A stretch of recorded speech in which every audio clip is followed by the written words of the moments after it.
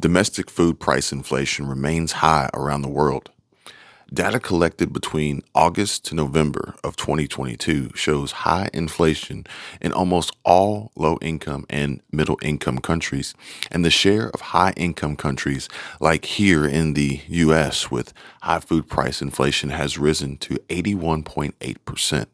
The countries affected most are in Africa, North America, Latin America, South Asia, Europe, and Central Asia. The agricultural and export price indices closed 1% and 6% higher, respectively. The cereal price index closed at the same level, but wheat and rice prices rose and closed 1% and 6% higher, respectively. And according to the Agricultural Market Information System, the AMIS, December 2022 market monitor La Nina has had varying impacts on yields in key producing regions in the southern hemisphere, further threatening farmers' crops, yields, and food supply and possible food shortages. Argentina has experienced prolonged droughts caused by the third consecutive year of La Nina, and as a result, wheat production prospects are sharply lower than last year. Now may be a good time to begin your preparation to stock up.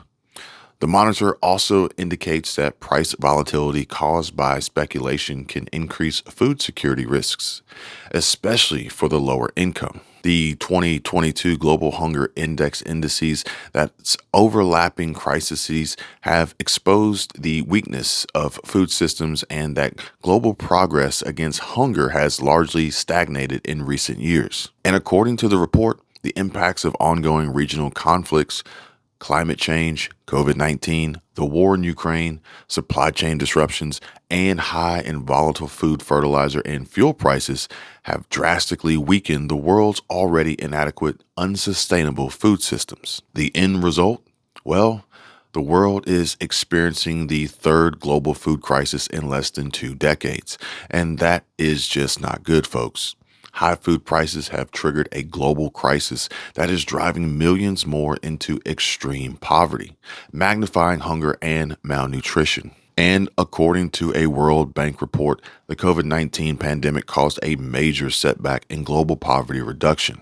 So now, rising food and energy prices, fueled by climate shocks and conflict, have all but halted the recovery. The number of people who are experiencing acute food insecurity and will need urgent assistance is likely to climb to 222 million people in 53 countries and territories, and this is according to a FAO WFP report. According to an IMF paper, around $5 to $7 billion in further spending is needed to assist vulnerable households in 48 countries, most affected by the higher food and fertilizer import prices.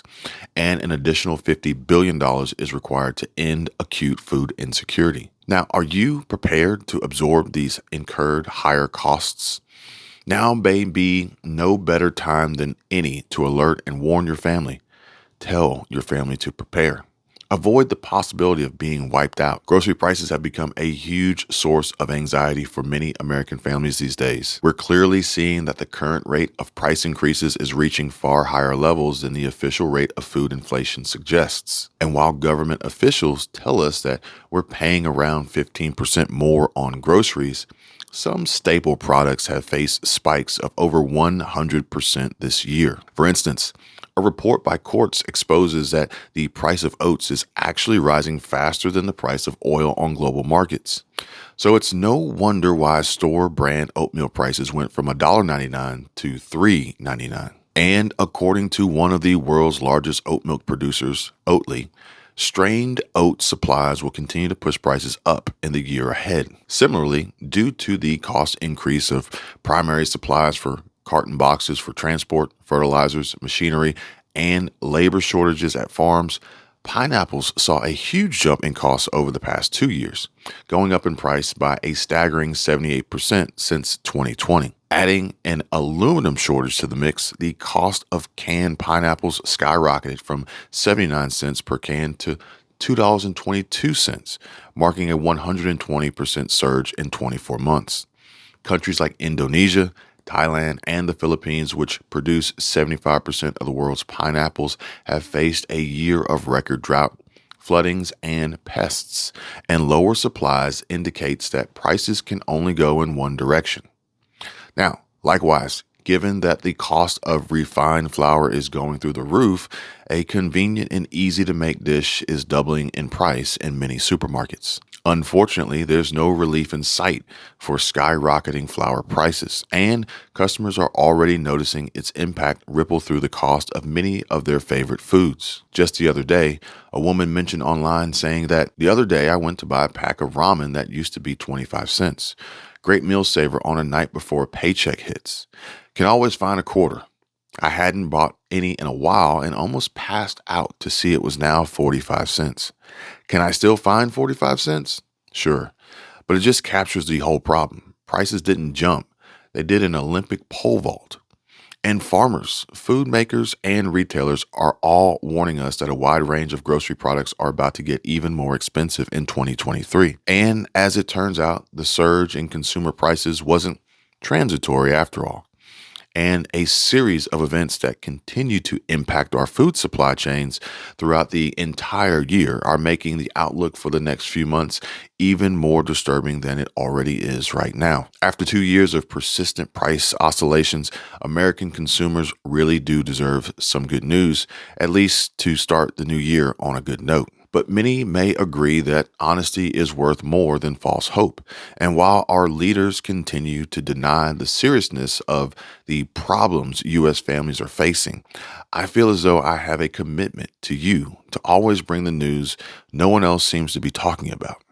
I firmly believe that the best way of preparing to cope with these wild price swings is to get ahead of the hikes before they begin to ripple through the system.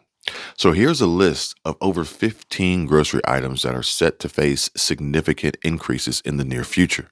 And this is according to food industry experts, and perhaps experience shortages and insecurities as a result of various market conditions. Oatmeal, frozen snacks, grapes, pickles, apples, mayonnaise, ketchup, canned pineapples, blueberries, sausages, carbonated beverages, margarine, granola bars, pork, oils, potatoes, lettuce, frozen pie, spices, seasonings, and condiments.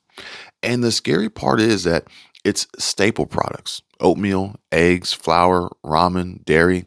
That's the stuff people who couldn't afford anything else ate. Now, I know that although most of the items on the list some people never buy, like frozen snacks, people don't buy processed food, grapes, seasonal and too expensive, ramen, some people do, some people don't, pickles, hardly ever, mayo, some people don't eat it, or they make their own when needed, ketchup, some people make their own, canned pineapples, folks can live without it.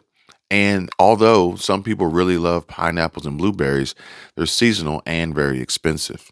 Sausage, except for raw pork, sausage, no processed salamis, carbonated drinks, none of that stuff.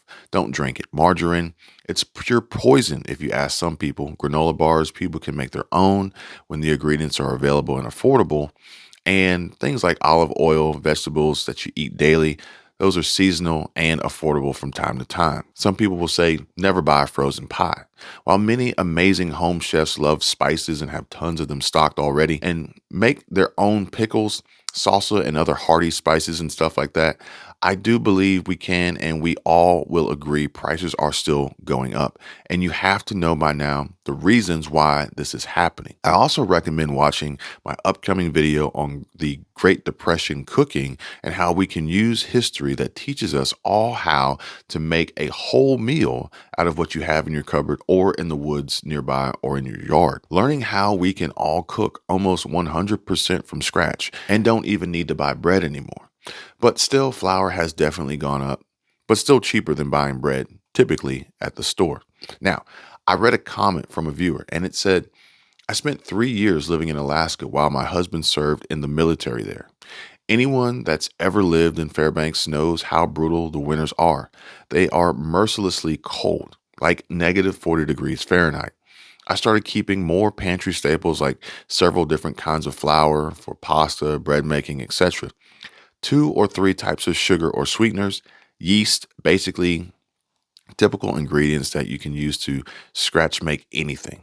My husband would hunt on his days off, so our freezer was always well stocked with meat. Thanks to YouTube, I taught myself to make homemade breads, cakes, pies, muffins, and other flour based foods from scratch. I learned to make granola, canned fruits and vegetables, and yes, even game meats and whole chickens. You can get canning jars large enough to can a whole chicken, folks. I taught myself other skills like making homemade extracts and soaps.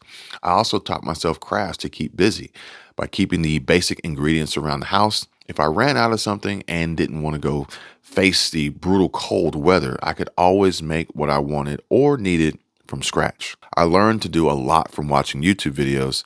Time well spent.